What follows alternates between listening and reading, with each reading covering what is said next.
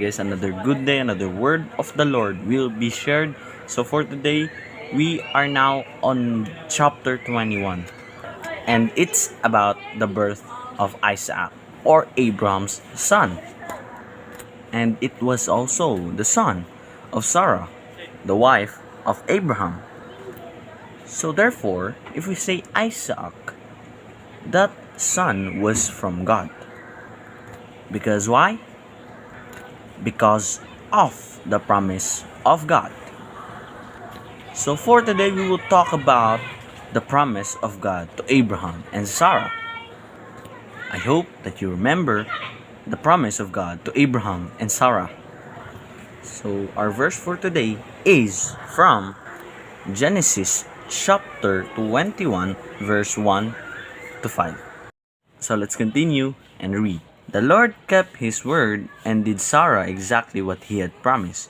She became pregnant and she gave birth to a son for Abraham in his old age. This happened at just the time God had said it would. And Abraham named their son Isaac 8 days after Isaac was born. Abraham circumcised him as God had commanded.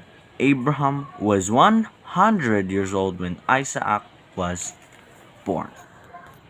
So, have you remembered the promise of God to Abraham and to Sarah? The promise was Abraham and Sarah will have a children at their old age, as God has promised them. And God kept his word. They will have a child. So that promise, they thought, Abraham and Sarah thought that it was so impossible because it is in his old age. We cannot believe, diba? We cannot believe because they were old age, or they were at the old age part.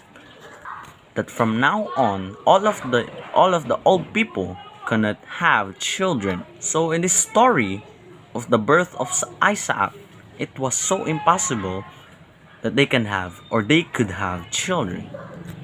But I will tell you one thing. Why Sarah was pregnant. It was God. It was because of God. Because it was God.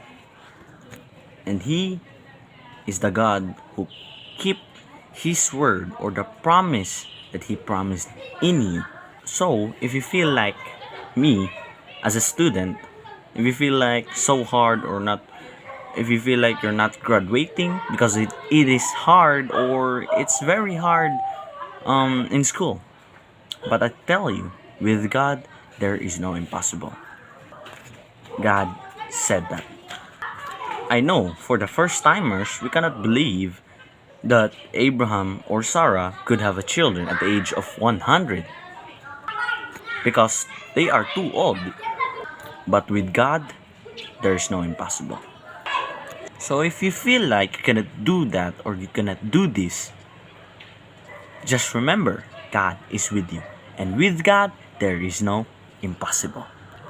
Do the things that you like, and do it with God. But if you're doing wrong or doing it wrong, don't do that. Don't make a decision on your own. Make a decision with God. Lastly, there is no impossible with God. So that's all. That's all I'm gonna say today. There is no impossible with God. That's all. Peace out.